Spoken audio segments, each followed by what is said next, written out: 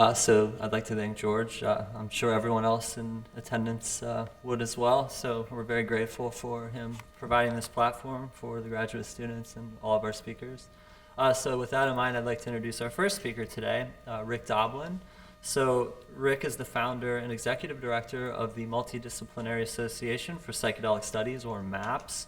And Rick received his doctorate in public policy from Harvard's Kennedy School of Government, where he wrote his dissertation on the regulation of medical uses of psychedelics and marijuana, and his master's thesis on a survey of oncologists about smoked marijuana versus the oral THC pill and nausea control for cancer patients. And Rick studied with Dr. Stanislav Grof and was among the first to be certified as a holotropic breathwork practitioner. So his professional goal is to help develop legal context for the beneficial uses of psychedelics and marijuana, primarily as prescription medicines, but also for personal growth for otherwise healthy individuals, and eventually to become a legally licensed psychedelic therapist. Rick founded MAPS in 1986 and currently resides in Boston with his wife, 2 dogs, and empty rooms from 3 children, 1 of whom is in college and 2 have graduated. So if everyone would please join me in welcoming Rick Doblin.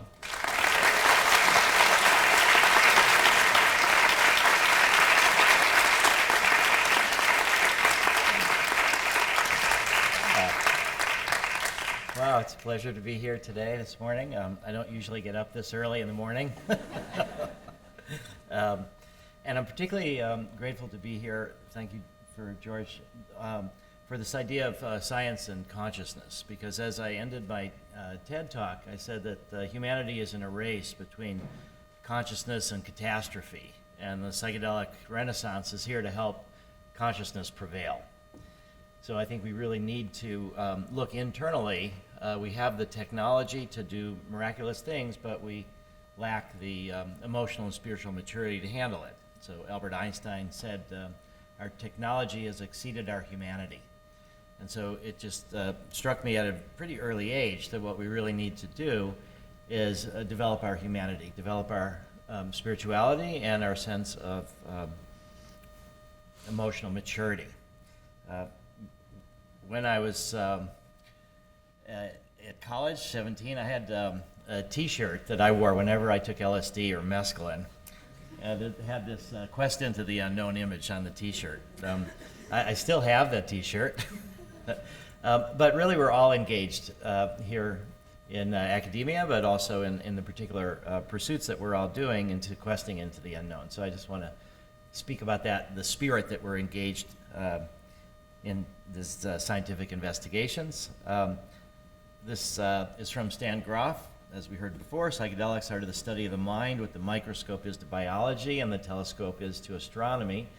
And similar to the way that people who used the telescope discovered some uncomfortable truths that contradicted some of the religious traditions of the day, there was a lot of pressure on using the telescope. And there's also been a lot of pressure on using psychedelics.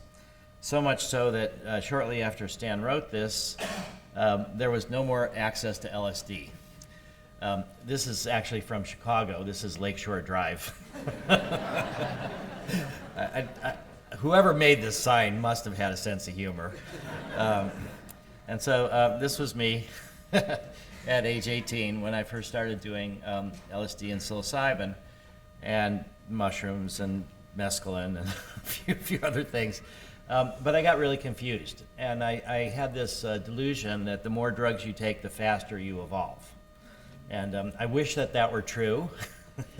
It would simplify things a lot, but it wasn't actually true. And I went to the guidance counselor at college, and I said, I need help with my trips, and they actually took me seriously, which was really impressive to me, and gave me a book by Stan Grof to read called Realms of the Human Unconscious. And reading that at age 18 and 72 really convinced me that this was how I wanted to focus my life. And it was mainly this sort of political, more than scientific and more than therapeutic, this sense that the mystical experience of connection, of unity, that you can get with psychedelics, but that you can get in many other ways, that was the antidote to dehumanization, to the Holocaust, to racism, to all sorts of human problems.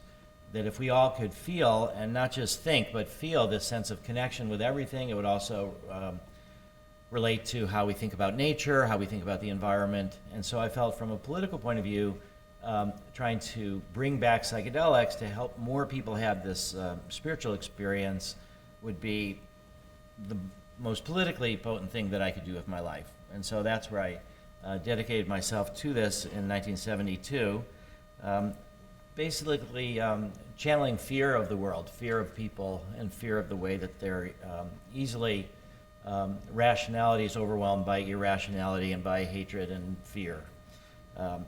And to show you a sense of how much progress, because as soon as I sort of focused on this, I realized that the backlash had come, there was no access to LSD, everything was shut down. And in a sign of progress, now it's taken about 50 years, but this is kind of a psychedelic slide, you know, with Maria Sabina, with mushrooms.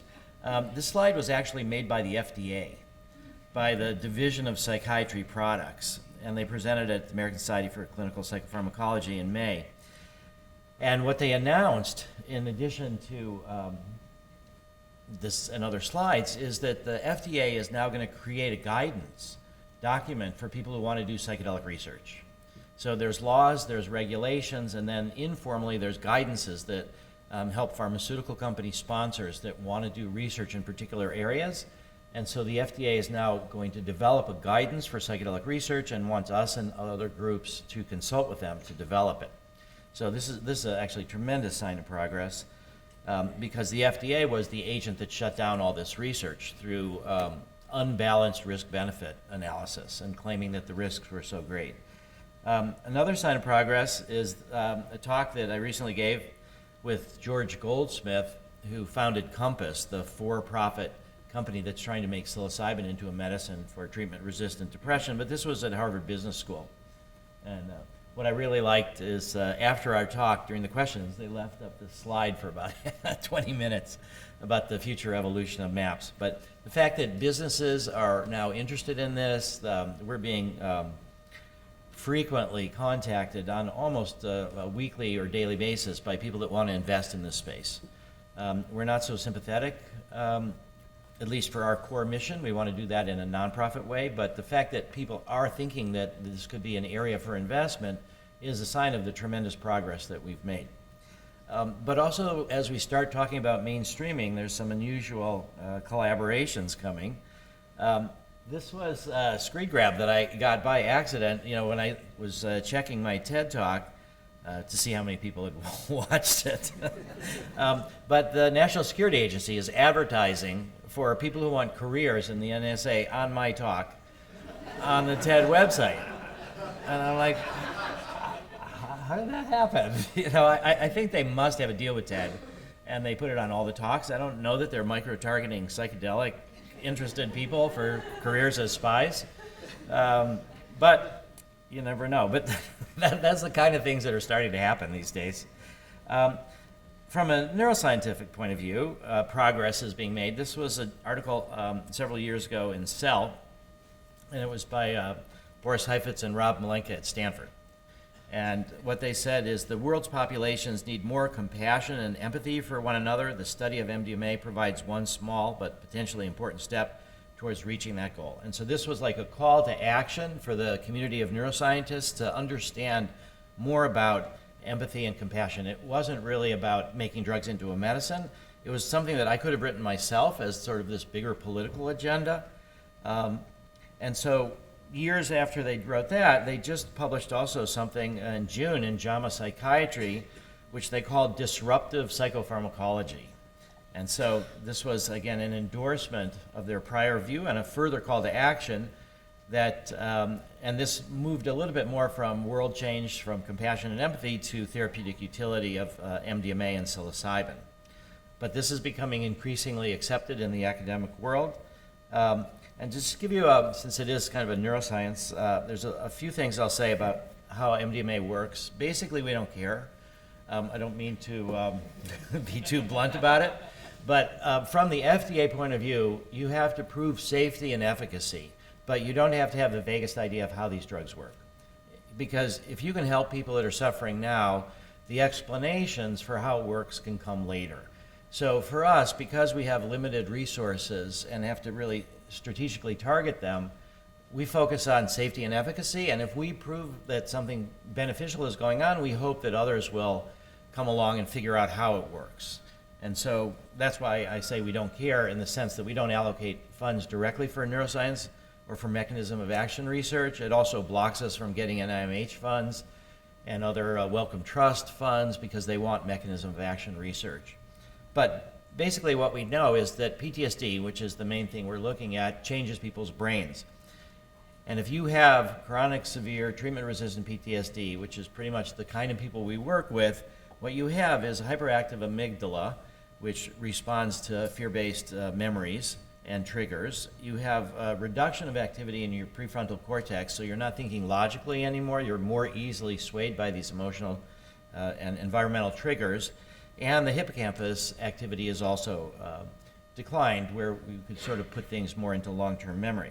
But MDMA changes your brain too, but it does it in the opposite way. If you could develop a drug for PTSD, MDMA would be it. It reduces activity in the amygdala so that we can process and recall more easily fearful, painful, emotional memories. It increases activity in the frontal cortex so that we can think logically about these things and not get triggered so easily. And it also increases connectivity between the hippocampus and the amygdala, so we can sort of move memories that seem like they're always about to keep happening. They're never really formally sort of processed into long-term memory. And so MDMA targets a lot of the things that PTSD does to the brain.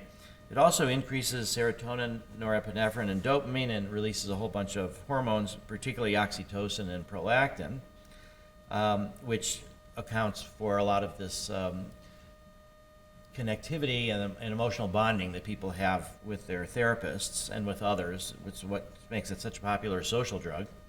One of my favorite studies recently was the octopus study. How many of you have heard of this octopus study? A bunch of you have? Okay, I'll just be quick about it, but we provided the MDMA. Johns Hopkins provided the octopuses. And basically, it turns out they have serotonin receptor sites, and that they are,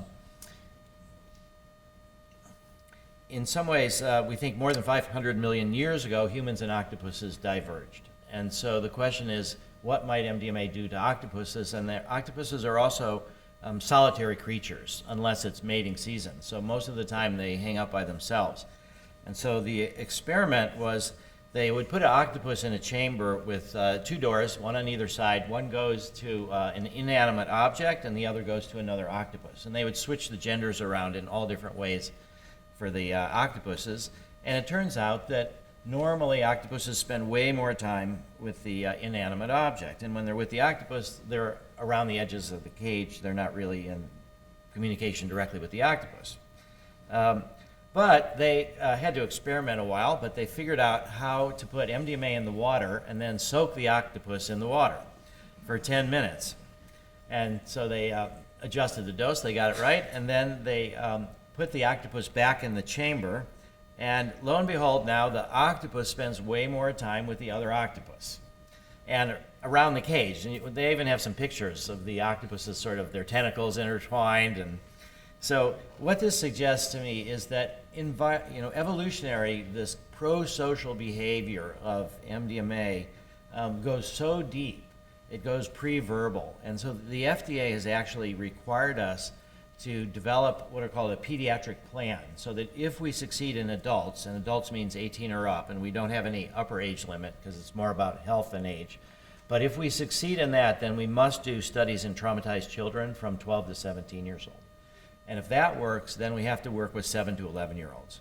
And so these are what are called phase 4 studies. So you make commitments as a sponsor. If it gets approved, post-approval, you have to do these studies. And so we're delighted to work with traumatized adolescents.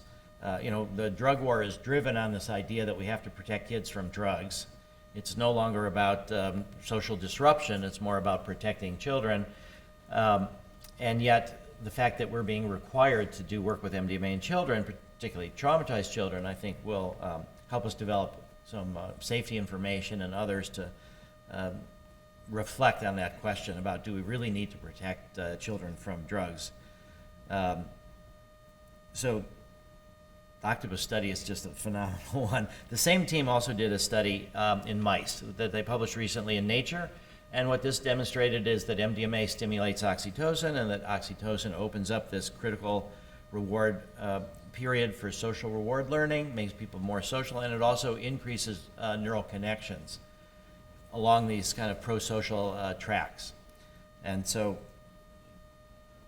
this also provides a really strong underpinning for mechanism of action of how this actually works. Another sign of progress is that this was shown on Oprah back in 2001. So for those of you that have heard that MDMA takes ice cream scoops out of your brain, this is where it comes from. There was a young woman whose mother was involved in drug abuse treatment. She actually did MDMA, cocaine, all sorts of other drugs, and MTV also worked with her, and they wanted to have a dramatic story, and they said, we'll do your brain scan, and then we'll reveal your scans to you live while you're watching with your mother, and this is what they showed her. So this is a graphically manipulated image. This is a SPECT scan. Any area below a certain area of activation was shown as a whole. Meanwhile, the woman whose brain this is was walking, was talking, was completely verbal, was seemingly fine. So, you know, that didn't seem to bother too many people, that this was supposedly her brain, but here she was totally fine. But Oprah, finally, about 15 years later, did a little bit of atoning for what she did, and she permitted an article about MDMA to be in O Magazine by the senior editor, and she even permitted the reporter to do an underground MDMA experience and report about it. And so now what we have is positive propaganda, as MDMA is a magic pill. So that's kind of how culture has swings from side to side. This is not actually, we don't think of MDMA as a magic pill, although it comes pretty close a lot of times, but we're just really glad that Oprah was willing to kind of do another side of the story. But we actually tried to get her to do another TV show, bringing back the same woman whose brain it was, who now is still doing fine. The only evidence of brain damage in her is she took a job with the drug czar's office as an anti-ecstasy spokesperson.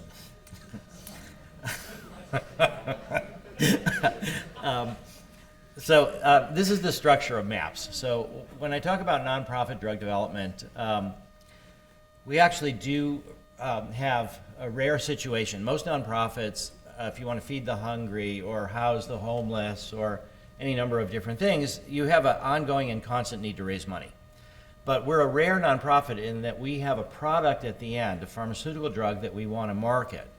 And so marketing MDMA for more than it costs us to produce it is something that should be taxable. It's not something that fits inside the nonprofit. So not only do we want to model new ways for psychotherapy, psychedelic assisted psychotherapy, but we want to model new approaches towards marketing drugs in the pharmaceutical space.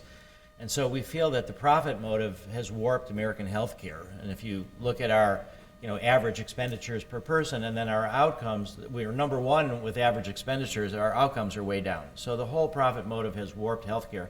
So the benefit corp is a modification of capitalism where you maximize public benefit, not profit. It is for profit.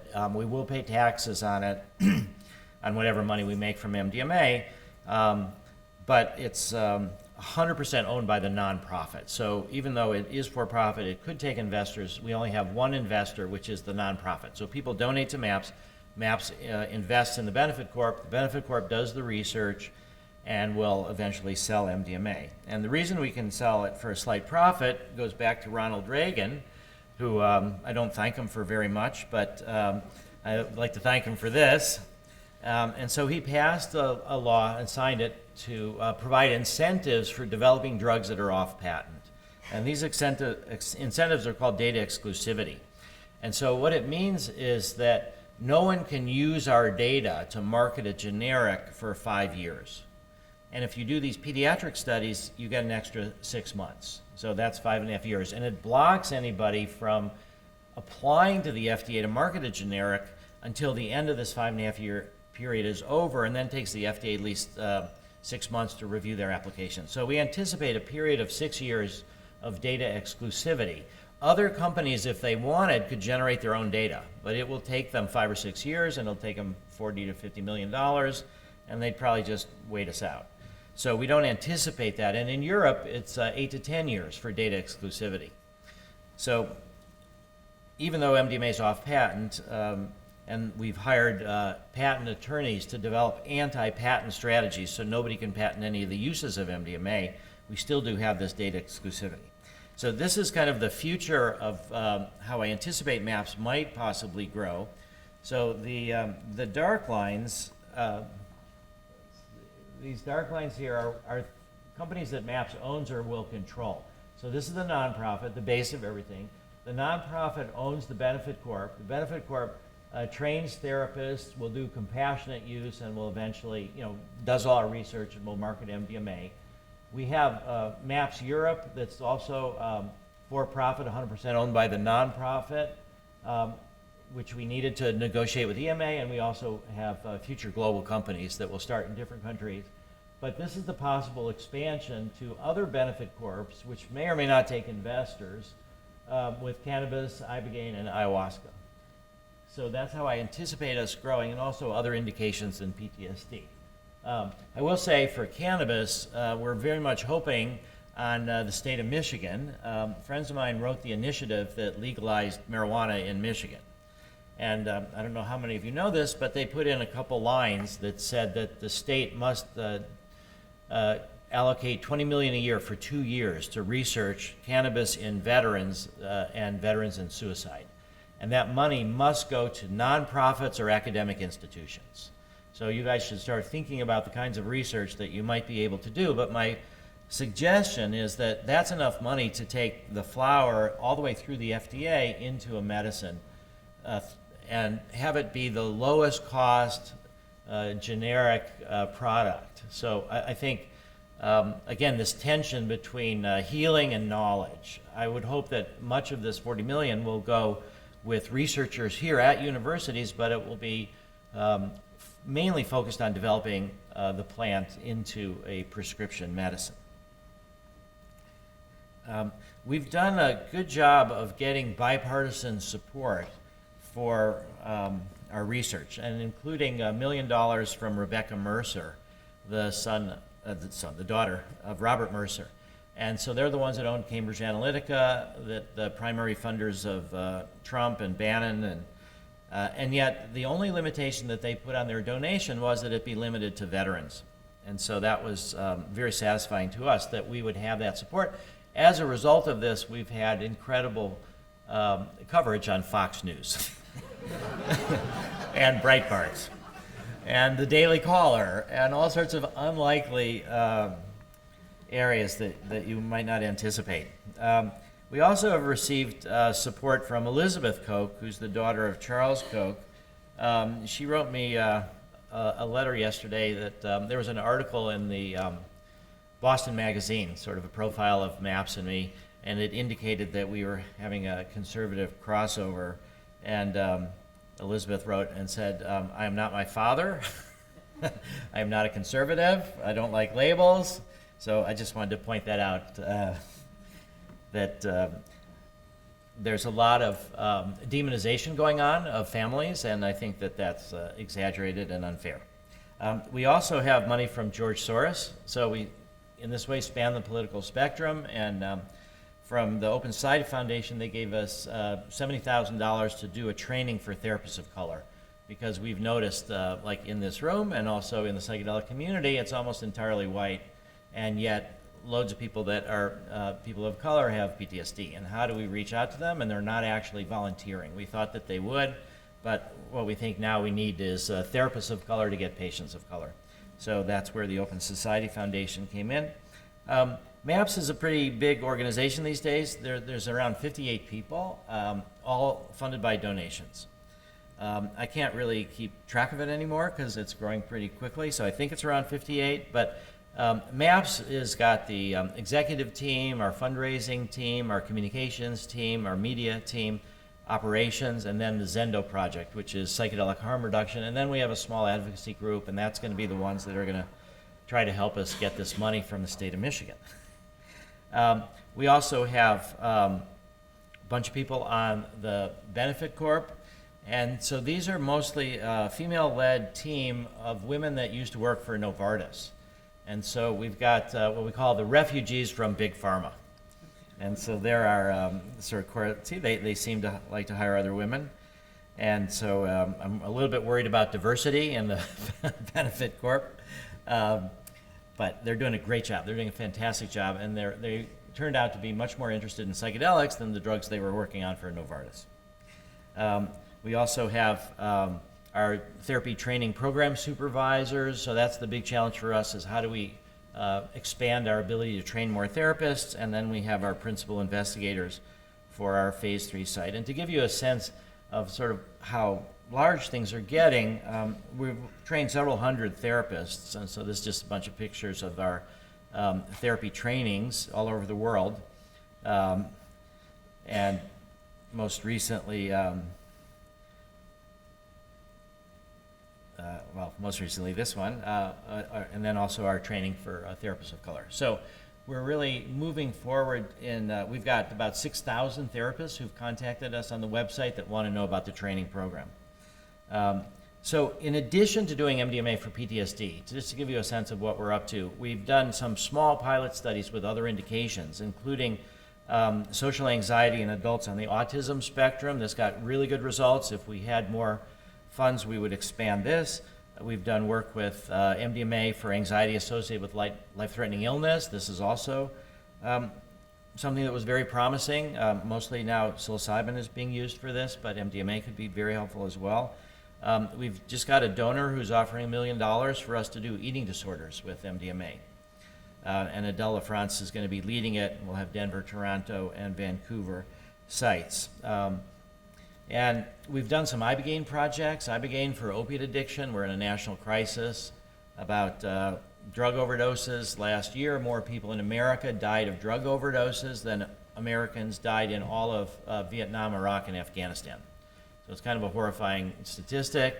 Ibogaine, for no good reason, is illegal in the United States. Some LSD dealers in the 60s were experimenting with Ibogaine, and they got busted, and so the police said, oh, let's make this Ibogaine illegal too. But it's not a drug of abuse. It's a difficult experience. It's legal in most parts of the world. So we did outcome studies, observational outcome studies with New Zealand clinics and Mexico clinics. And now we're working towards a pre-IND meeting with FDA to sort of see about negotiating a drug development plan. And Ibogaine does have risks, and so the first step, if we get permission for it, would be a phase 1 to dose response safety study. We also are interested in ayahuasca. This is a picture of Victoria Hale. So she recently joined our board of directors. So this was a great step for us. She worked for 5 years at the FDA, then she worked for Genentech, then she got tired of for-profit pharma, and then she started her own nonprofit pharmaceutical company, One World Health, that got $150 million from the Gates Foundation for drugs for Africa. And while she was doing that, the Buffett family called her and said, do you want to work on low-cost contraceptives for the world?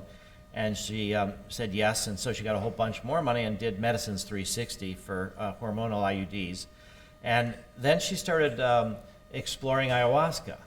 And she started having some really promising, personally important experiences with ayahuasca, and so now she wants to make ayahuasca into a medicine. And so we're bringing her expertise onto the MAPS board. Unfortunately for me, she's very comfortable with a lot of the other things that we're doing as well. So we're also with marijuana. As I said, we've got $2.1 million from the state of Colorado from marijuana taxes there for the first study of marijuana in veterans ever conducted. We did 4 different groups, THC with low CBD, CBD with low THC, as THC-CBD combination, and placebo, and we're currently writing up the results for this. Basically, I could say that the outcomes are more in the level of symptom reduction and less than what we are finding with MDMA-assisted psychotherapy for PTSD, but still, it's helping a bunch of people. There is the big problem with marijuana drug development is that there's only one federally legal source of supply, which is the University of Mississippi, which grows under contract to NIDA, the National Institute on Drug Abuse. And they grow crummy marijuana. They say that higher potency marijuana is too sticky and it gums up their joint rolling machines. So they actually put out a request now for professional joint rollers so they can do higher potency marijuana. But there are a lot of people with experience as professional joint rollers. But NIDA can only provide marijuana for research, not for prescription sales. And so therefore, phase 3 studies, which is where we're at with MDMA, can only be done with the exact same drug that you want to market. So as long as this monopoly exists, there's no way to take domestic supplies through the FDA. So even though Michigan will be authorizing marijuana production, we have other states that have done it, their marijuana is way better quality than this, higher potencies, fresher, but none of it can be used in FDA research because it's federally illegal and you can only use federally legal stuff. So Attorney General Barr has indicated that they will license more companies. There's been about over 30 applications since August 2016 when the DEA under Obama said they'd end the monopoly. And then under Trump, they've blocked everything. And so now under pressure, Barr is saying that he will eventually license some things. So it's the end of the road for the NIDA monopoly, but it hasn't ended yet. And so really, before we do drug development and research, we need a supply that can go through the whole system. And even though there's foreign countries that are permitting marijuana to be grown, none of these companies have opened up drug master file at the FDA, so we can't at this moment import from anywhere either. So that's blocking things. And not in a drug development context, but what we're also doing is, it turns out a bunch of Israelis and Palestinians have done ayahuasca and MDMA together. Illegal, underground, we've heard about it. And so we have a 3-year project. The first year is near the end. It was doing surveys and interviews with all of these Israelis and Palestinians. And then we're going to do a controlled study with measures of conflict resolution and how you see the other and things like that. So this is, I think, one of our most important projects. It sort of gets back to the political reasons why I got involved in this in the first place. And it's going to be just a small step, but we will eventually hope to build this up and to really understand how psychedelics can be used in conflict resolution, maybe even between Democrats and Republicans in the United States one day. But we'll start with an easier thing of Israelis and Palestinians.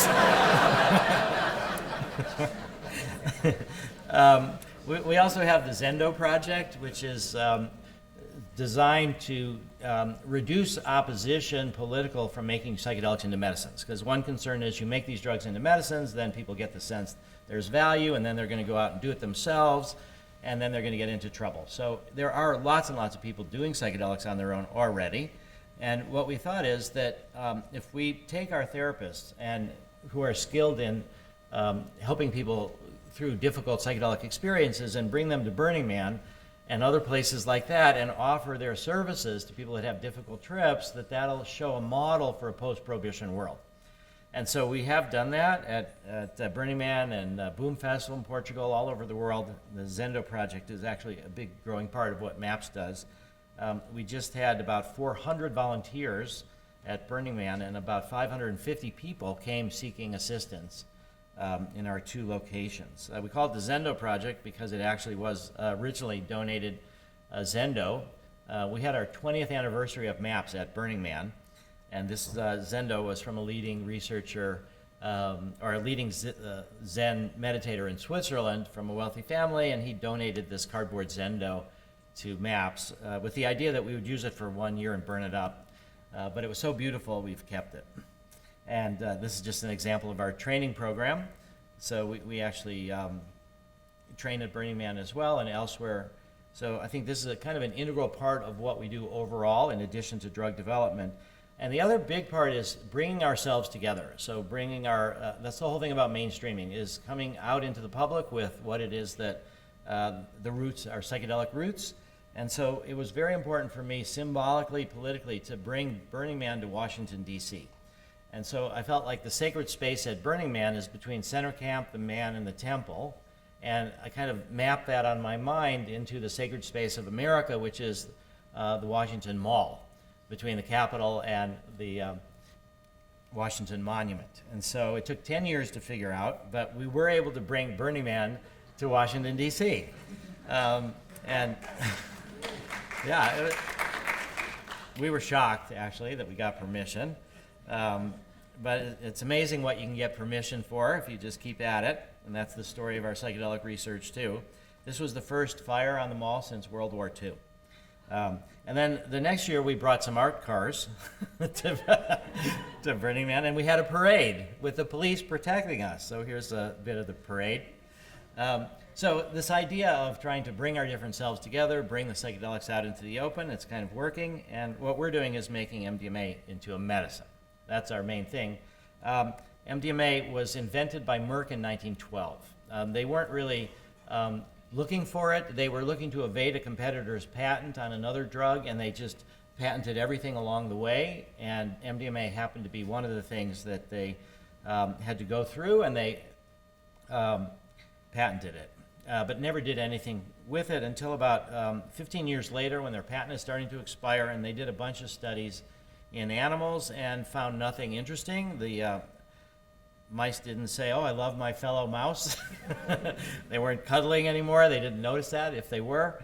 And so they abandoned it.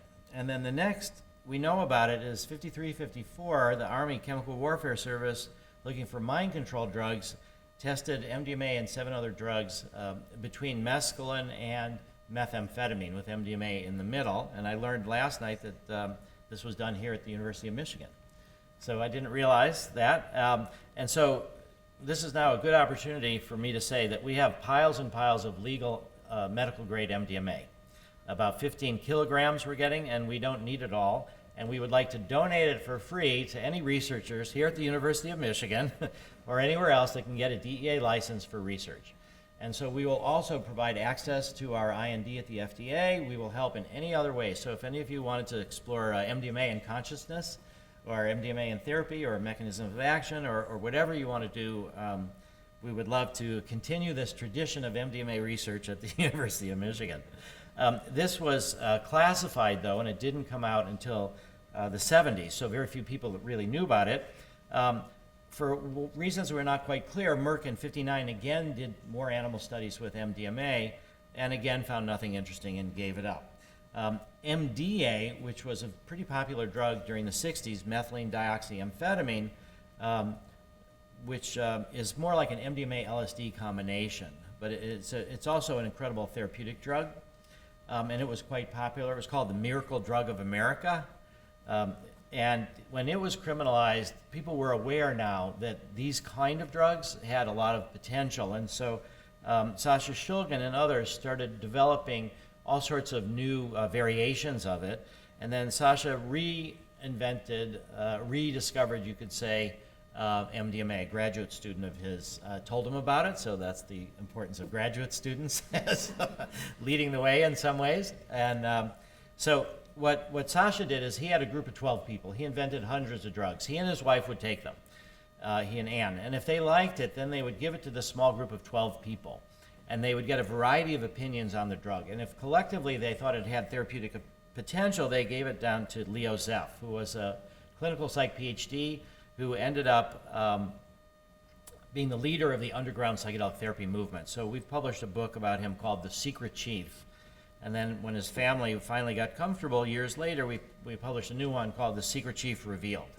So Leo is the one that really introduced MDMA into psychotherapy and trained hundreds of psychiatrists and psychotherapists in its use.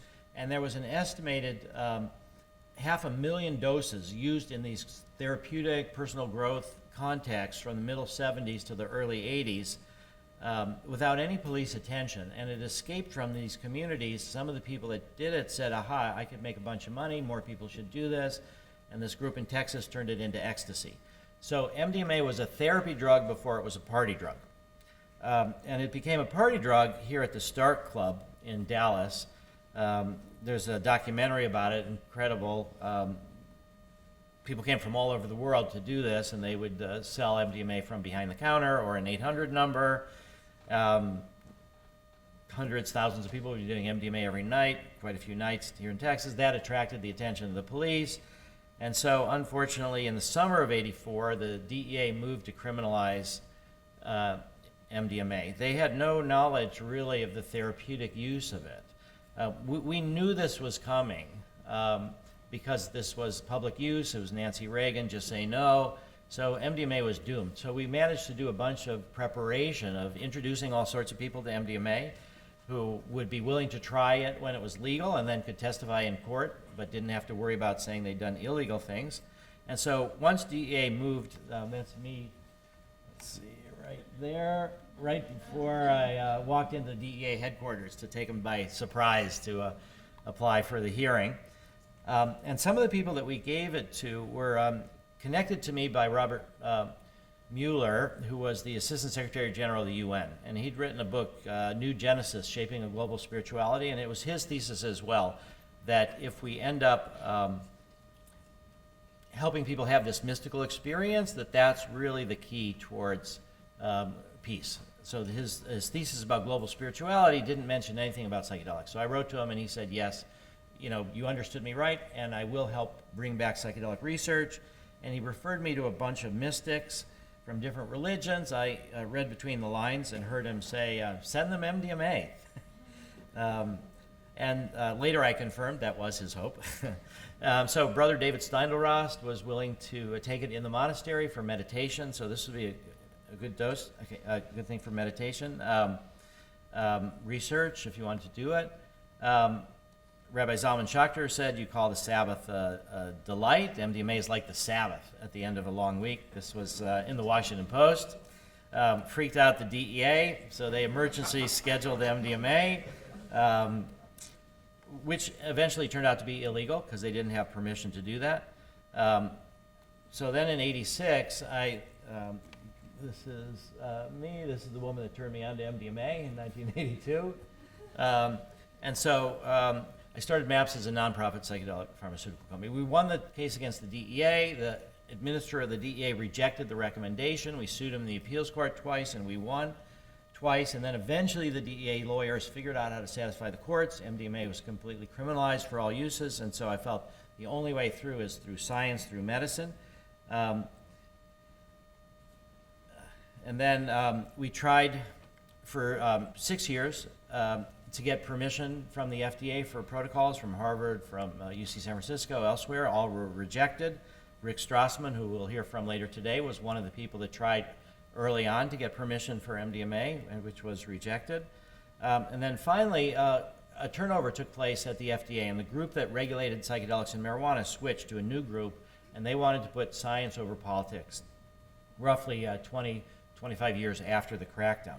And so Charlie Grove did our first study in MDMA for a phase 1 dose response safety study that we got permission for in '92.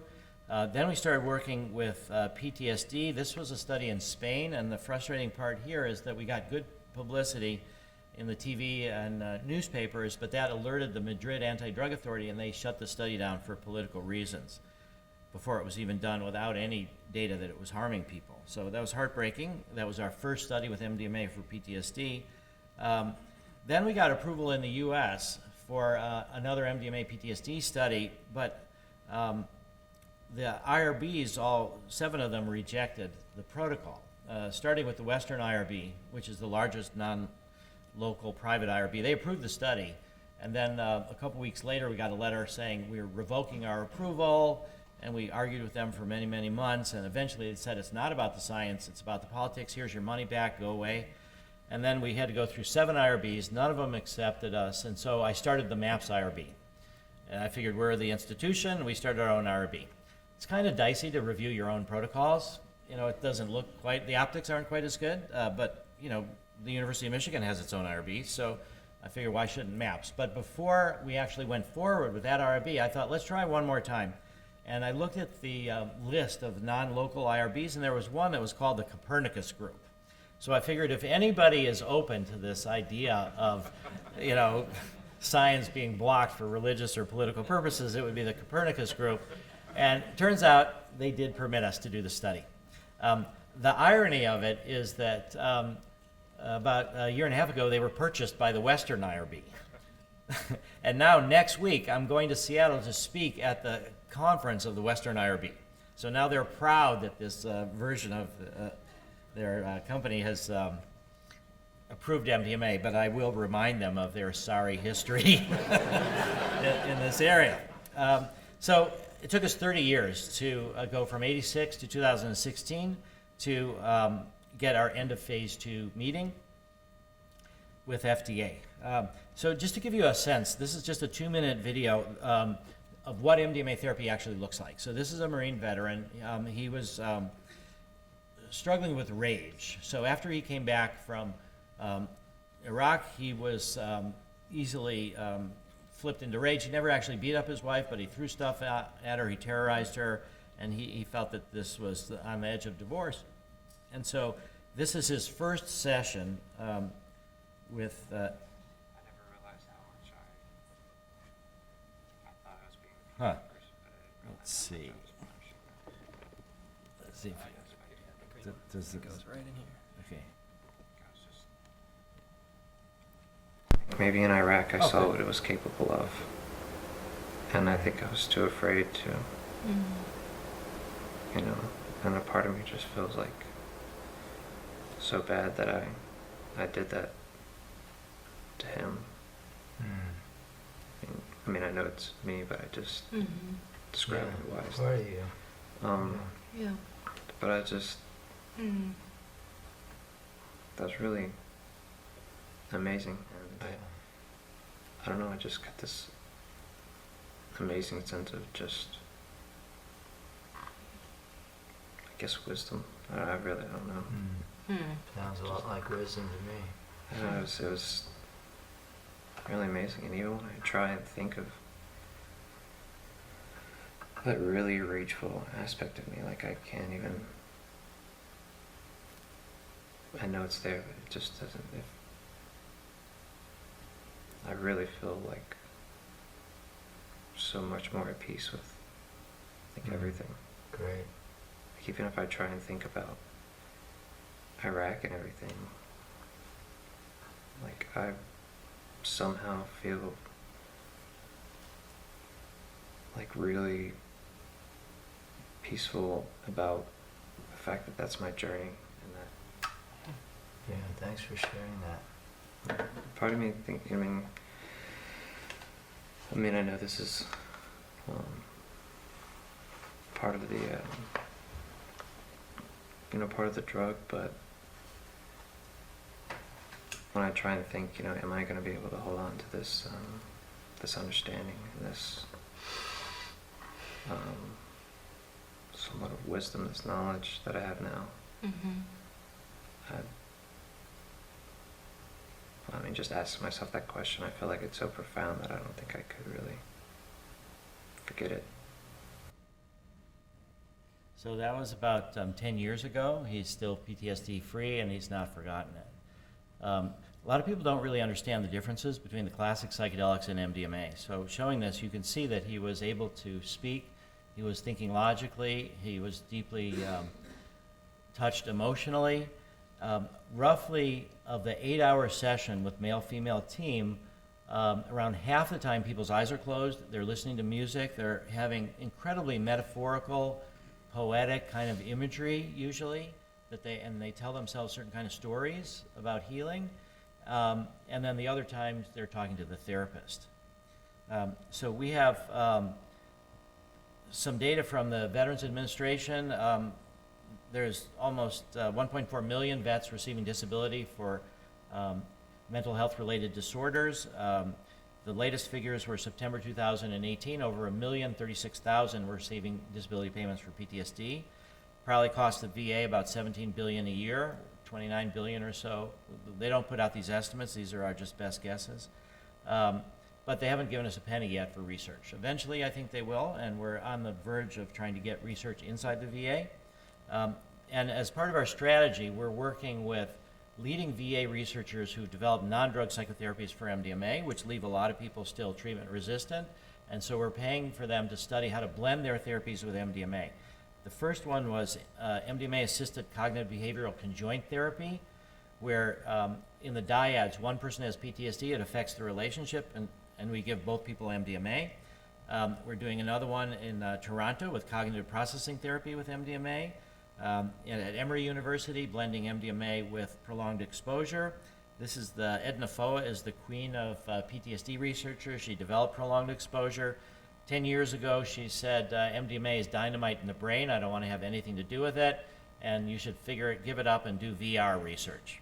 And so I went to a fellow Skip Rizzo at this conference in 2009 in Jerusalem, and I said, Edna says I should do VR research. He was funded by the military to do VR research. And he just started laughing, and he said, if you have MDMA, you don't need VR. So now Edna is ready to do research with MDMA, and we're funding her to do a small study. And also Rachel Yehuda is at the Bronx VA. She's also, from a neuroscience point of view, she's the one that's done the epigenetic research to show transmission of trauma from Holocaust survivors to their children. We're about to do a group therapy study in combination with cognitive processing therapy at UCSF.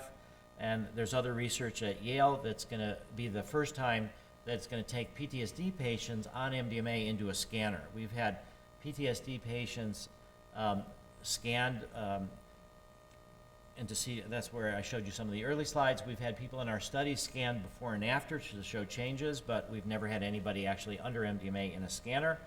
And there's also a study that we're not funding, MDMA for alcoholism in 12 subjects with so far really good results.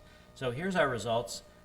We did phase 2 studies. As I said, it took 30 years, but we did them in United States, Switzerland, Israel, and Canada, 105 people. We tested all these different doses, trying to figure out how to do a double-blind study and what are also the most effective doses. These were the most effective doses, 75 to 125, and then we give half the initial amount after 2 hours to prolong the experience, to make an 8-hour experience. The main things we learned in phase 2 are that the cause of PTSD is irrelevant. The SSRIs worked better in women than in men for PTSD, and they failed in combat-related PTSD. We also learned that my dissertation was wrong. I hope that others of you don't have this experience, but I figured out how to solve the double-blind problem, or so I thought, which was going to be low dose therapy plus low-dose MDMA versus therapy plus full-dose MDMA. And the challenge is finding the dose that causes enough confusion but doesn't have enough therapeutic potential so you can't tell the difference between the two groups. And what we discovered is that low doses of MDMA actually make people uncomfortable. You get activated without the fear reduction, and so the therapy still works, but you do better if you have therapy without any MDMA than if you get therapy with low-dose MDMA. So we went to the FDA and said, you have to choose. If you want blinding, we'll do it for you, but it's going to make it easier for us to find a difference between the two groups. And the real question is, if you can do it with therapy, why bother add a drug? So what they've approved is therapy plus inactive placebo versus therapy plus full-dose MDMA. We also demonstrated safety and medium to large effect sizes. So what we also found, and this is about the mystical experience, when you talk about LSD, psilocybin, the work from the 50s and 60s, current research, there's a correlation between the depth of the mystical experience and therapeutic outcomes for addiction, for end-of-life anxiety, for depression.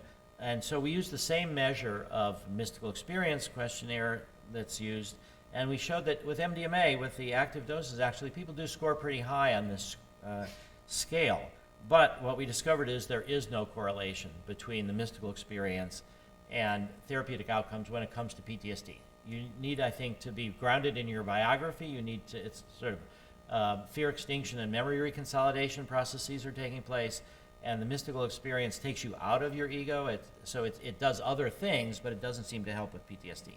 So what we showed is that in our control groups, 23% no longer had PTSD. And this is really pretty good for people that are severe, on average, chronic, treatment-resistant PTSD. But when you add MDMA, it more than doubles to 61%. But the most important point is that the benefits, do they last or not? Is this a short-term effect? Is this a psychedelic afterglow? And we show at the 1-year follow-up that people continue to get better. Some people do relapse, but on average, people continue to get better. and over 2/3 no longer have PTSD. And of the 1/3 that still does, a lot of them have had clinically significant reductions in symptoms, and if we could give them one more MDMA experience, they'd do a lot better. And on the basis of this data, FDA agreed for us to go to phase 3. We negotiated a protocol with them, a special protocol assessment, and so we have an agreement letter. So if we get statistically significant evidence of efficacy and there's no new safety problems, FDA will approve the drug. This is our phase 3 design. So it's basically 3 MDMA sessions, 1 month apart, with 12 90-minute non-drug psychotherapy sessions. 3 before the first for preparation and 3 after each one for integration. And then the 2-month follow-up is the primary outcome measure. We're going to start with 80 milligrams, followed by 40 the first one, and then there'll be a discussion between the therapist and patient, but we think everybody will go up, or almost everybody, to 120 and 60, and then the third is also going to be a negotiation, which seemed to work best. FDA granted us breakthrough therapy. We have phase 3 sites, 15 of them, 2 in Israel, 2 in Canada, the rest in the United States, unfortunately none here in Michigan. We also negotiated with the European Medicines Agency, and they've accepted our US data, and they've approved for us to move into phase 3 in Europe. And so these are the countries that we're doing it in Europe. We've also been to China. We got one of our donors wants us to bring MDMA to China. And you can think about what that means in terms of working with authoritarian governments, but I don't think they'll be able to misuse it that much.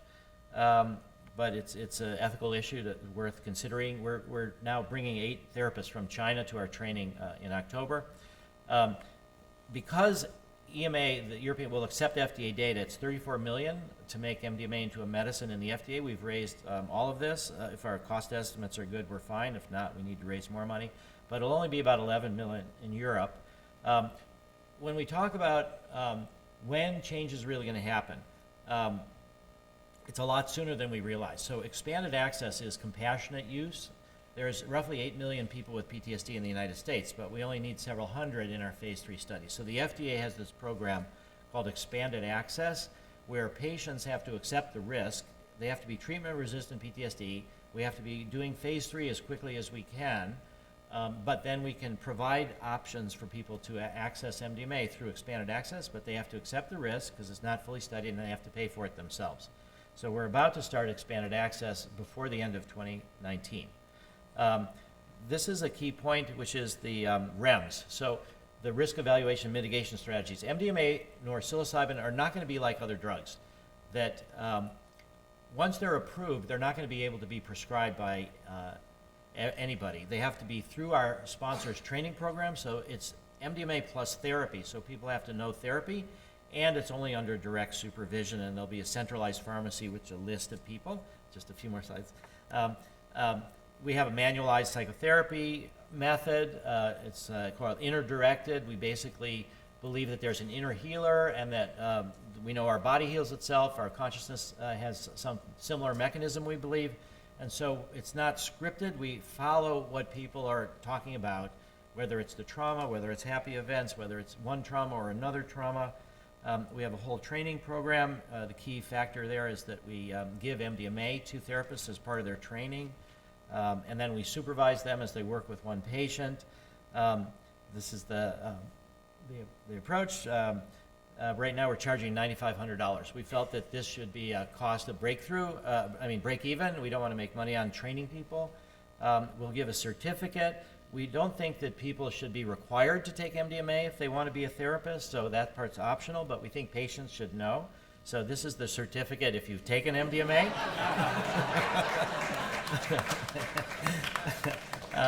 There'll be thousands of psychedelic clinics eventually.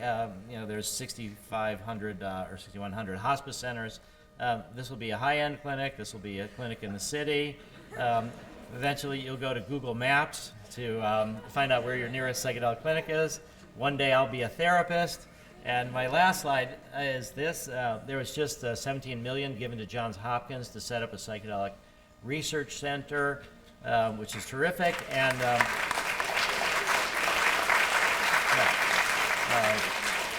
And so this was the article in the New York Times. So the final quote was from me. It's taken half a century since the backlash against psychedelic 60s, but cultural evolution takes time. Cedric Doblin, Executive Director of MAPS, we're seeing a global renaissance in public and scientific interest, regulatory approvals, and funding for psychedelic research. And we hope that renaissance will come here to the University of Michigan to have you do some psychedelic research here too. Thank you.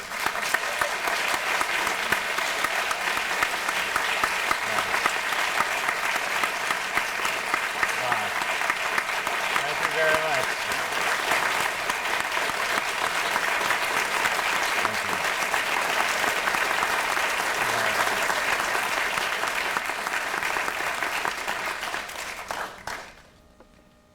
That's the light. Rick, that was amazing. Thank you so very much. And as somebody who directs a translational science institute in my other career, you know, this has just been so eye-opening, or a good reminder that it's not just about having the inspiration, it's about real hard work in the drug development space, in the regulatory science space. And actually, we are leading a national network on expanded access. We have a $5 million grant from the NIH that I'm the principal investigator of, so maybe we can talk about that. Oh, that would be great. But just phenomenal, inspiring. We have time for a few questions from the audience. And of course, we'll be able to follow up later during our break and lunch. But just maybe 3 questions. Yes. And really project. Better, Yeah. yes.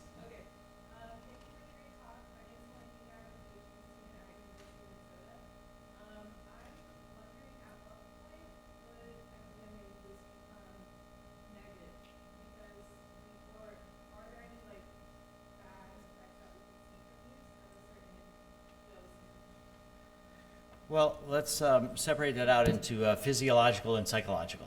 So we presented to the European Medicines Agency, and afterwards we leave the room and we spend an hour, just sort of debriefing, and then they are going to tell us, a month later, what their conclusions were in writing. And at the meeting, we had a bunch of us, myself in person, but we had some people from MAPS California on the phone lines as part of the meeting. What I learned after we did our little debriefing is that the EMA had forgot to turn off the phone lines after the meeting ended. And so our people in California were able to listen in on the deliberations of the EMA. We would not have consciously bugged their offices or anything like that, but since they left it open and I had nothing to do with it, I found out later. But the reason I mentioned this whole story is that one of the things they said was that they were persuaded about safety, that we have to prove efficacy, but they're persuaded about safety. So there's no concern about neurotoxicity. We give only a few doses. MDMA can be harmful, though, to people. So at raves, sometimes people take it and they overheat and you get hyperthermia. Sometimes people drink too much water and they die from hyponatremia, from diluting their blood. So there are dangers. We don't see them in the therapeutic context. The main thing that we would be concerned about, both recreational and also in therapy, is when people's traumas come to the surface. If they try to block it and not process it, they could end up worse off. So we've had times where 1 week, this is years ago, 2 women contacted us with kind of identical stories with different endings. Both of them had taken MDMA at party settings. Both of them had remembered prior sexual abuse, and one of them said, I was with a bunch of friends who were out to party. I didn't want to talk to them about this. They just wanted to have fun. I stuffed my feelings down. That was months ago, and now I feel worse. So the other woman said, I was with a friend. I was able to go off in the corner with her and tell her what happened, and I processed, and now I feel better, and I went back to the party. So I think the main thing is the context in which people do it will determine whether they're able to process the emotions or not. There's a slight increase in temperature, a slight increase in blood pressure. None of that are really significant. We're using doses of MDMA that are below the no effect level in primates for neurotoxicity. So I think the concerns I would also have, though, in recreational settings, if people take it more and more frequently. But MDMA is unlike cocaine or marijuana even, or opiates, in the sense that when you get addicted to certain drugs or you develop a tolerance, the solution is just take higher and higher doses of it. But that doesn't really work with MDMA, because when you get tolerance and you take higher and higher doses, you get more of the amphetamine speedy properties. You don't get the open-hearted So there are people that have had careers of heavy ecstasy use that last months to a year or so, but then you don't find people that have 10-year careers of heavy ecstasy use. So there's built-in safety mechanisms. So maybe MDMA could trigger an epileptic seizure in somebody that's prone, but we don't see that happening, but that's a theoretical risk. But overall, the safety profile, I think, is really good. Other questions? Can you actually, maybe somebody can ask a question, the next person can come down to the mic. You're standing up, you're really passionate. I'm ready to go. Let you speak. Really project. I want to project here. I'm kind of far back. This is kind of a multifaceted question. Can we keep it unifaceted?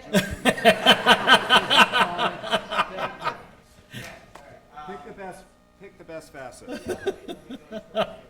So, I guess I'm kind of concerned that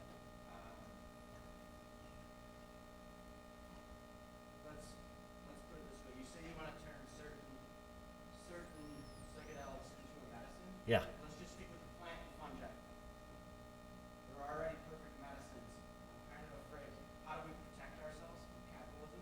Ah. That it's law coming into the newest fad that they maybe see as a panacea.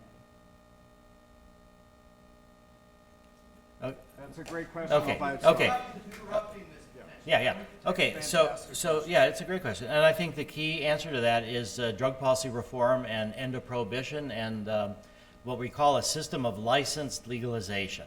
So that as a nonprofit pharmaceutical, we're different than for-profit because we want people to have access to these drugs without having to come to us. Only the worst cases, I think, the hardest cases, will come to these psychedelic clinics. Other times, people can help heal themselves. So I think that will provide a check on these, what the pharmaceutical companies, the for-profit ones and the nonprofit ones coming into the space for psilocybin.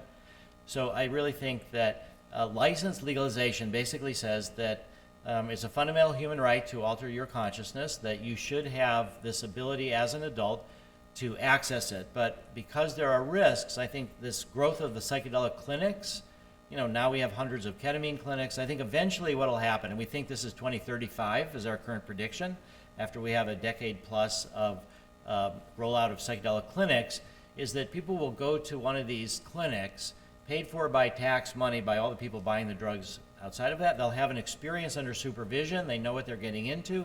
Then they get a license, just like they have to demonstrate that you drive in a car with an inspector. And then you get a license to get the drug. And then if you misbehave, you get punished for your misbehavior and you lose your license for a while. And I think we should do that for alcohol as well. So the classic example is drunk drivers. A lot of drunk drivers have lost their driver's license, still buy alcohol and go out and kill people, even when they don't have a driver's license. So we should make it harder for them to get alcohol. So I think this system of license legalization is the way to be a check on the for-profit motive. And I think also the key issue for me and for a lot of society is what to do about minors. Let's say we set the age at 18, and 18 and above are adults. I think that what we should basically say is that it's up to the family, not the government, and that families can override the laws against minors. And actually, we have 23 states in America that have alcohol laws where parents can give alcohol to their children despite the laws against minors. So we should do that for psychedelics, for marijuana, for other drugs as well. Great question, great answer. Brief question, and then we're going to have to move on, unfortunately.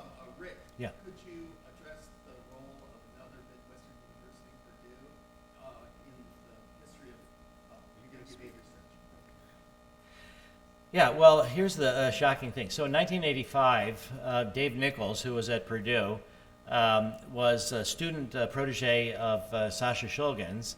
And so I had him make a kilogram of MDMA. So this was in 1985. We are still using that MDMA today, after all those years. It's an incredibly stable molecule. We can't use it in phase 3 because it's not GMP, but it's just as pure as our GMP supplies. They've also made the psilocybin for the psilocybin research. And now there's a library at Purdue for the papers of Dave Nichols, Stan Groff, and others. So they're collecting an incredible repository there. So yeah, Purdue was actually crucial in the development of the early stages of psychedelic research. And I should add that Dave charged $4,000. He had a lot of graduate students working for nothing for a kilogram. He got a good yield, so we got 1.5 kilograms for $4,000. Now it's costing us at least 100 times more than that per kilogram, and it's not any purer or any better. It's just documented. The whole production processes are tested in all different ways. But yeah, Purdue was great, and so the University of Michigan can follow in the Purdue footsteps. Wait a second. We developed ketamine, people. That's all I'm going to say right here. Yes, Rick, because- thank you so very much for that.